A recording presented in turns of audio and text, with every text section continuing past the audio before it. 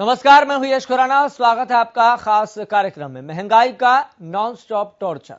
जी हां, एक बार फिर से पेट्रोल डीजल के दाम में बढ़ोतरी देखने को मिली है। तेल कंपनियों ने पेट्रोल की कीमतों में 35 पैसे की बढ़ोतरी की है, तो वहीं डीजल के दाम भी 35 पैसे बढ़े हैं। इस बढ़ोतरी के बाद सिर्फ अक्टूबर महीने में पेट्रोल 3.85 रुपए महंगा हो गया है। तेल के दामों में लगातार हो रही बढ़ोतरी ने आम जन की जिंदगी को अस्त व्यस्त कर दिया है। रोजमर्रा की जरूरतों के लिए पेट्रोल डीजल पर निर्भर लोग महंगाई से तंग आ चुके हैं। रिपोर्ट के जरिए समझे, फिर रिपोर्टर्स का रुख करेंगे। महंगाई का नॉनस्टॉप टॉर्चर,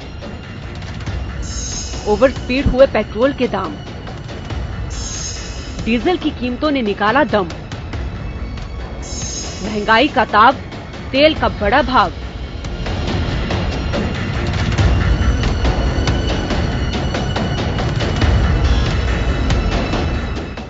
इन दिनों घर से निकलते समय गाड़ी ले जाना लोगों के लिए बड़ा सवाल बन गया है, क्योंकि हर बदलती तारीख के साथ तेल के दामों में बढ़ोतरी ने दो पहिया गाड़ियों को भी लग्जरी बना दिया है।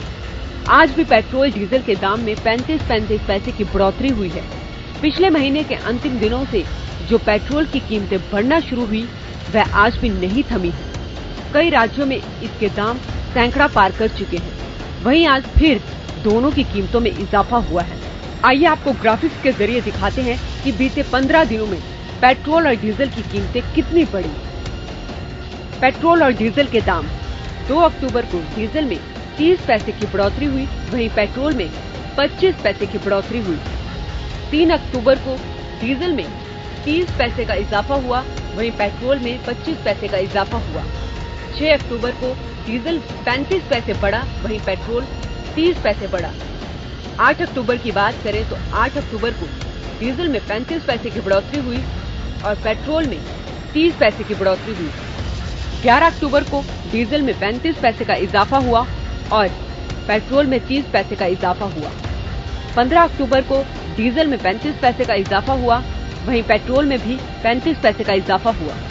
16 अक्टूबर को डीजल 35 पैसे बढ़े, वहीं पेट्रोल भी 35 पैसे बढ़ा।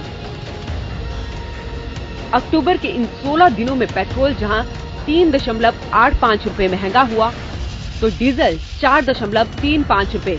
इस महीने की पहली तारीख को पेट्रोल 25 पैसे और डीजल 30 पैसे प्रति लीटर महंगा हुआ था।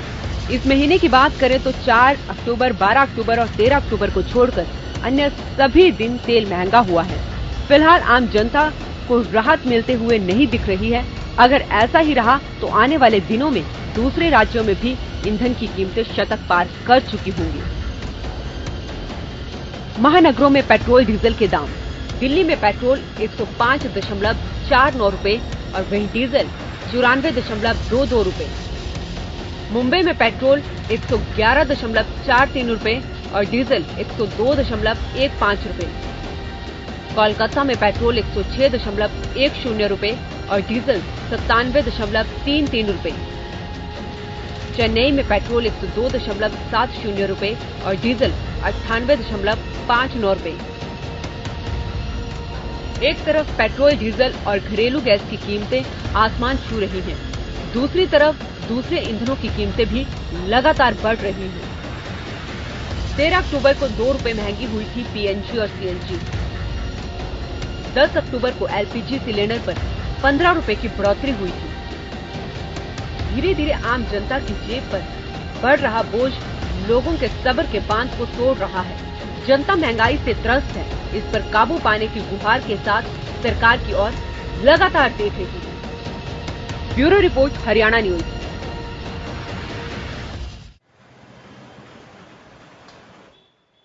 30 पैसे और महंगा हुआ है पेट्रोल और डीजल। एक बार फिर से महंगाई की मार आम जनता पर पड़ती हुई दिखाई दे रही है, लेकिन सबसे बड़ा सवाल यहां पर यह है, महंगाई की मार कैसे चलेगा घर बार।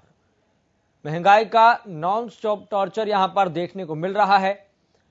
तो लगातार पेट्रोल और डीजल के दाम में बढ़ोतरी देखने को मिल रही है, वृद्धि देखने को मिल रही है और इसका सीधा असर आम आदमी की यानी कि आपकी जेब पर सीधे तौर पर पड़ता हुआ दिखाई दे रहा है। लेकिन ऐसे में त्योहारों का सीजन है, त्योहारों के सीजन में सरकार को कोई एक्शन प्लान बनाना चाहिए और तत्काल प्रभाव से आम आदमी को राहत देने का काम करना चाहिए। चूंकि पहली और दूसरी लहर के बाद देश के तमाम सेक्टर्स का पूरी तरह से बंटाधार हो चुका है और कई लाखों लोगों की नौकरियां भी जा चुकी हैं, लेकिन जिस तरीके से अब दोबारा से सारा सिस्टम पटरी पर लौटने लगा है तो आम आदमी पर महंगाई की मार पड़ रही है।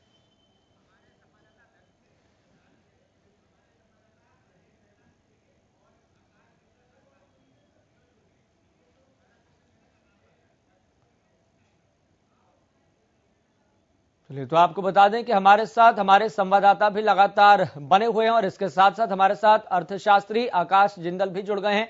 आकाश जिंदल जी, सबसे पहले आपका बहुत बहुत स्वागत है। आकाश जिंदल जी, आपके पास लौटूंगा। चूंकि ग्राउंड जीरो से रिपोर्ट बताना भी बहुत जरूरी है कि महंगाई का मीटर किस तेजी के साथ बढ़ रहा है और पेट्रोल डीजल के दाम में किस तरीके से वृद्धि देखने को मिल रही है। हमारे साथ हमारे संवाददाता लक्ष्य वर्मा करनाल से जुड़ गए हैं, अजय मेहता फतेहाबाद से जुड़ गए हैं। अजय मेहता, सबसे पहले आपका रुख करेंगे। महंगाई का मीटर किस तेजी के साथ आगे बढ़ रहा है और पेट्रोल पंप पर किस तरह की स्थिति देखने को मिल रही है? यश, देखिए, लगातार पेट्रोल और डीजल के दामों में वृद्धि देखी जा रही है। पिछले 15 दिन से लगातार जो है पेट्रोल डीजल के दाम बढ़ रहे हैं। आज फतेहाबाद की अगर बात करते हैं तो फतेहाबाद में जो पेट्रोल के दाम है वो करीब 104 रुपए प्रति लीटर हो चुके हैं और डीजल 95 रुपए के आसपास है।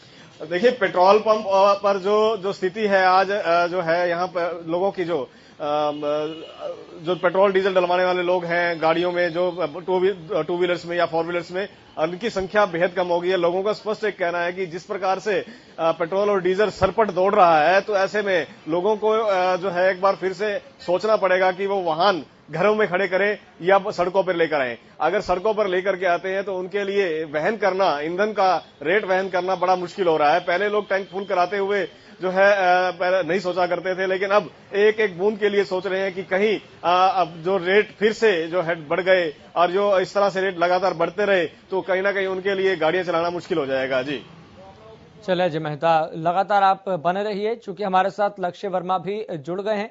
लक्ष्य वर्मा, फिलहाल किस तरह की स्थिति देख पा रहे हैं? महंगाई का मीटर किस तेजी के साथ बढ़ रहा है? यश, अगर बात की जाए पेट्रोल डीजल की, लगातार पेट्रोल डीजल में उछाल देखने को मिल रहा है। अगर आज पेट्रोल डीजल की बात की जाए तो देख सकते हैं, डीजल की बात करें तो 94.37 पैसा आज का डीजल का भाव है। अगर पेट्रोल की बात की जाए तो 102 रुपए 51 पैसे आज करनाल के अंदर पेट्रोल का भाव है। लगातार पेट्रोल डीजल है वो लगातार बढ़ता हुआ नजर आ रहा है। तस्वीरें से मैं करनाल की है। हमारे साथ एक सेल्समैन है, दुकानदार है, उनसे भी बात कर लेते हैं। देख सकते हैं पेट्रोल के साथ यानी बाइक पर अपना जो करियाने का सामान है वो लोड किए हुए हैं और क्योंकि जब तक ये इनका पेट्रोल का भाव है, पेट्रोल डलेगा तभी दुकान पर पहुंचेंगे और इसी के चलते महंगाई इनके ऊपर भी मार खाती नजर है। बाबूजी, क्या कुछ बताना चाहेंगे? लगभग 16 दिनों से लगातार पेट्रोल डीजल के दाम है वो बढ़ते हुए नजर आ रहे हैं, क्या कुछ बताना चाहेंगे? गरीबों की स्थिति होगी सारी, बिल्कुल जी। छोटी बिरादरी मारी गई इसमें और पेट्रोल बहुत महंगा हो चुका है। पेट्रोल का दाम होना चाहिए कम से कम 90 रुपये लीटर होना चाहिए और रोज की रोज बढ़ने लग रहे हैं। क्या लग रहा है कि आपके ऊपर कितना असर आम व्यापारी पर, जनता पर पड़ेगा? हमारे पर असर पड़ेगा, कस्टमर पर पड़ेगा जी। हाँ, जो हमारे पे वो पड़ेगा खर्चा आगे, फिर वही कस्टमर पे पड़ेगा। हाँ, हाँ। तो क्या कुछ अपील करना चाहेंगे? अपील क्या, बंद होना चाहिए जी पेट्रोल डीजल। जीएसटी के दायरे में आखिर क्यों नहीं आ पा रहा? पता नहीं क्या चक्कर है जी, क्यों नहीं डाल रहे जी। हाँ, क्या नाम है, कहाँ से हैं आप? फूसगढ़ से जी। अच्छा, फूसगढ़ से थे। और व्यापारी देखिए आपने, युवा साथी जुड़ रहे हैं, एक बार उनसे भी बात कर लेते हैं। क्या कुछ बताना चाहेंगे? आज डीजल पेट्रोल डलवाने पहुंचे, क्या कुछ लग रहा है? लगभग 16 दिन से लगातार पेट्रोल बढ़ता हुआ नजर आ रहा है। बिल्कुल, सारा ही बजट जो है कि बिगड़ गया। क्या कहते हैं, जो काम 100 रुपए में चलता था वही काम 200 में हो रहा है। सिलेंडर का भाव तेजी से डेली बढ़ता जा रहा है, जिससे कि है कि ट्रांसपोर्ट ही है एक ऐसी चीज जिससे देश की नींव टिकी हुई है, उसी से ही सब ट्रांसपोर्ट होता है हमारा। और अगर वही चीज महंगी होगी तो ऑब्वियसली बात है कि सब चीजें ही महंगी होती जा रही है। उसकी वजह से क्या लग रहा है? सरकार को सोचना चाहिए इसके बारे में थोड़ा कि क्या कहते हैं कि बहुत ज्यादा दिक्कतें आ रही है लोगों को क्योंकि सब चीजें के डिपेंड ट्रांसपोर्ट पे ही होता है, और ट्रांसपोर्ट ही महंगा होगा तो सभी चीजें बहुत महंगी होंगी। क्या नाम है आपका? मेरा नाम नीतीश। तो युवा थे, नीतीश थे। देख सकते हैं लगातार जो भी जिस व्यक्ति से हम बात करें, ग्राउंड रिपोर्ट इस समय है, क्योंकि पेट्रोल पंप पर इस समय मौजूद है। करनाल के पेट्रोल पंप पर देख सकते हैं लोगों का कहना साफ तौर पर है कि अगर पेट्रोल डीजल महंगा हुआ तो उनकी जेब पर जरूर असर पड़ेगा। जी यश। चले लक्ष्य, बहुत बहुत शुक्रिया ग्राउंड जीरो से रिपोर्ट करने के लिए। अब सीधा रुख करेंगे, आपको बता दें कि हमारे साथ अर्थशास्त्री आकाश जिंदल भी लगातार जुड़े हुए हैं। आकाश जिंदल जी, सबसे पहला सवाल यहां पर यह है, और एक बात समझने वाली भी है कि लगता है कि इंफॉर्मेशन एंड टेक्नोलॉजी के इस दौर में और दुनिया के सबसे बड़े लोकतंत्र में तेल कंपनियों को तेल निकालने की एक बड़ी जगह मिली है, यानी कि जनता की जेब। लेकिन ऐसे में सरकार के जो हाल ही के जो आंकड़े हैं, अभी 2 से 3 दिन पहले सरकार की तरफ से आंकड़े जारी किए गए कि सितंबर महीने में जो खुदरा महंगाई दर है वो पिछले 5 महीने के सबसे निचले स्तर पर है। लेकिन सवाल यहां पर यह है कि सरकारी आंकड़ों में दिखाई दे रही खुदरा महंगाई में कमी आखिरकार आम जनता को महसूस क्यों नहीं हो रही? आपने बात की खुदरा महंगाई दर, जिसे कि सीपीआई कहा जाता है, कंज्यूमर प्राइस इन्फ्लेशन, वो है 4.35%। लेकिन दूसरी बात साथ ही साथ है WPI inflation, wholesale price index inflation, वो डेटा है 10.66% सितंबर का। तो कहीं से भी डेटा के हिसाब से भी महंगाई से रिलीफ या निजात नहीं है। हाँ, अब आपका नेक्स्ट सवाल क्या होगा कि सीपीआई और WPI में फर्क क्या है, तो दर्शकों के लिए समझा दूं। WPI में फ्यूल का वेटेज करीब 15% के आसपास है, सीपीआई में वो वेटेज कम है। तो फ्यूल बढ़ने के जो असली रिजल्ट हैं वो WPI में दिखते हैं, जहां की 10.66% महंगाई है। तो महंगाई से कोई रिलीफ कहीं नहीं है। और सबसे बड़ी बात, मेरी organisation Aakash Jindal dot in की स्टडी बताती है, आज लोगों की परेशानी की वजह यह है कि उनकी इनकम डाउन है। देखिए, मेरी organisation Aakash Jindal dot in ने हरियाणा और पंजाब में एक्सटेंसिव सर्वे किया है। मार्च तक प्री लॉकडाउन के समय में लोगों की इनकम बढ़ने लग गई। अब हुआ क्या है, कोरोना के लॉकडाउन के बाद लोगों की इनकम अभी डाउन है। चाहे वो कोई बिजनेसमैन था, चाहे वो कोई प्राइवेट जॉब पे लगा हुआ आदमी था, एक्सपेंडिचर ऐसे में बढ़ता जा रहा है। आप सिंपल बात देखिए, दूध हो, सब्जियां हो, everything has to travel on diesel, तो दूध और सब्जियां महंगी होंगी। टमाटर का रेट आपको पता ही क्या है। घर पे लाएंगे तो उसकी कुकिंग किस पे होनी है? एलपीजी पे। बच्चे के लिए दूध उबालना है, गर्म करना है, एलपीजी पे गर्म होगा। सब्जी कच्ची तो खा नहीं सकते, सब्जी बनानी है तो एलपीजी पे बनेगी। तो ओवरऑल लाइफ जो है कॉस्टली हो रही है। ना सिर्फ ये, हेल्थ और एजुकेशन भी कॉस्टली हो रही है। आप देखिए, आज की तारीख में बच्चे स्कूल वैन पे जाते हैं तो वो डीजल पे चलती है, तो एजुकेशन कॉस्टली हो रही है। कोई ज्यादा सीरियसली बीमार होता है, 300-400 किलोमीटर दूर जो है एम्बुलेंस पे जाता है ट्रीटमेंट के लिए, वो डीजल पे चलनी है। और सबसे बड़ा इसका इम्पैक्ट आने वाला है दिवाली बाइंग पे। आपको बता दूं, जो हमारी प्री दिवाली बाइंग है, हिंदुस्तान ही नहीं पूरी दुनिया में ये चीज जानी जाती है कि India is known for pre Diwali buying. अब लोगों का जब सारा पैसा असेंशियल में लग जाएगा तो उनके पास सरप्लस पैसा नहीं होगा। जो लोग अपनी खुशी से धनतेरस पे, दिवाली पे घर के लिए नया सामान लाते थे, अपने बेटियों बहनों को लेने के लिए तोहफे लाते थे, रिश्तेदारों के लिए तोहफे लाते थे, वो खुशी अब नहीं दिख पाएगी। बिकॉज होगा क्या, लोगों का entire money is being spent on their essentials. तो वो जो पैसा था, एक तो घर पे खुशियां लाता था, लोगों के चेहरे पे मुस्कान लाता था, दूसरा वही इकोनॉमी चलाता था। इकोनॉमी कभी भी आटा, दाल, चावल या दूध से नहीं चलती। इकोनॉमी चलती है जब आप खुशी से जाके बाजार में 2 टी-शर्ट खरीदते हैं, जब आप बाजार में जाके नया मोबाइल खरीदते हैं, वो बाजार में जाके आप नया सोफा सेट खरीदते हैं। वो सब चीजें अब नहीं हो पाएंगी उस तरीके से, क्योंकि लोगों के पास सरप्लस पैसा नहीं होगा। तो ना सिर्फ आम आदमी के लिए ये तकलीफ दे है, बल्कि जो है ग्रॉस लेवल पे इकोनॉमिक टर्म्स में भी ये चीज अच्छी नहीं है। इससे क्या होगा, लोगों के हाथ से पैसा नहीं होगा, लोग जाके खर्चेंगे नहीं। लोग जब जाके खर्चेंगे नहीं तो एम्प्लॉयमेंट जनरेशन नहीं होगी। देखिए, आज एक नई कार या एक नई बाइक बिकती है तो उससे 10,000 लोगों को डायरेक्टली या इनडायरेक्टली एम्प्लॉयमेंट मिलता है। तो इससे एम्प्लॉयमेंट जनरेशन में भी कमी आएगी। और आज हम सब जानते हैं, बात चाहे हरियाणा की हो चाहे देश की, एम्प्लॉयमेंट अपॉर्चुनिटीज बहुत बहुत जरूरी है। हरियाणा में देख लीजिए कितनी हाई अनएम्प्लॉयमेंट है, कितने आपको ग्रेजुएट मिल जाएंगे, एमबीए मिल जाएंगे, एमबीए मिल जाएंगे। जो टैलेंटेड हैं लेकिन उनको जॉब नहीं मिल पा रही हैं। तो कहीं ना कहीं महंगाई का आम आदमी पे तो डायरेक्ट इम्पैक्ट है ही है, मैं साथ ही साथ इनडायरेक्ट इम्पैक्ट, डायरेक्ट इम्पैक्ट तो व्यूअर्स ने बताया ही बताया, स्टूडेंट ने बताया, बिजनेसमैन ने बताया। मेरी एज एन इकोनॉमिस्ट ड्यूटी है कि सारी पूरी तस्वीर का खाका पेश करूं। इनडायरेक्ट इम्पैक्ट भी बहुत है इकोनॉमी पे, तो आज की तारीख में बहुत रिक्वायर्ड है, it's highly urgently required that the government should reduce taxes. सरकार हवाला देती है आज की तारीख में इंटरनेशनल मार्केट में क्रूड ऑयल का। मेरी ऑर्गेनाइजेशन आकाश इंदर डॉटिंग का मानना है कि ठीक है, ब्रेंट क्रूड $84 पर बैरल चल रहा है, ग्लोबल मार्केट में कच्चा तेल महंगा हो रहा है, उसको लेके तो हम कुछ कर नहीं सकते, लेकिन टैक्सेस को तो हम कम कर सकते हैं। जो पेट्रोल और डीजल पे एक हाई सेंट्रल एक्साइज और एक हाई स्टेट वैट है, उसको तो हम कम कर सकते हैं, उसको तो कम करना चाहिए। लगातार कई सालों से मैं नेशनल और ग्लोबल चैनल्स पे रिक्वेस्ट कर रहा था कि इसे जीएसटी में लाइए। पिछले महीने एक सुनहरा मौका आया था, जीएसटी काउंसिल की मीटिंग थी जिसमें ये डिस्कस होना था कि पेट्रोल और डीजल जीएसटी में आएगा या नहीं। लेकिन मैं दुख के साथ कहूंगा, तकलीफ के साथ कहूंगा, आज पॉलिटिकल क्लास फेल्ड मी, आज political class failed all of us. उसमें जो है जीएसटी में इसको नहीं लाया गया। अब उसमें जीएसटी काउंसिल में वोट किस किसके हैं? सेंट्रल गवर्नमेंट के वोट हैं, स्टेट के भी वोट हैं, स्टेट में कुछ जगह कांग्रेस भी है, रीजनल पार्टीज भी हैं। तो ओवरऑल पॉलिटिकल क्लास से जो हमने उम्मीद की थी कि जीएसटी में ले आए इसे, अगर ये जीएसटी में आ जाता, जीएसटी में हाईएस्ट टैक्स लेवल 28%, तो लोगों को बहुत रिलीफ मिल जाता। उसके अलावा सरकार से हम कह रहे हैं, और इसमें सरकार ने कुछ प्रयास किया बट बहुत ज्यादा नहीं किया, कि इलेक्ट्रिक व्हीकल्स लॉन्च करें, खासकर टू व्हीलर। इलेक्ट्रिक गाड़ियां तो कॉस्टली है, लेकिन इलेक्ट्रिक टू व्हीलर्स अगर आ जाएं तो वहां पेट्रोल और डीजल की जरूरत नहीं रहेगी, बिजली से चार्ज होकर वो चलेंगे।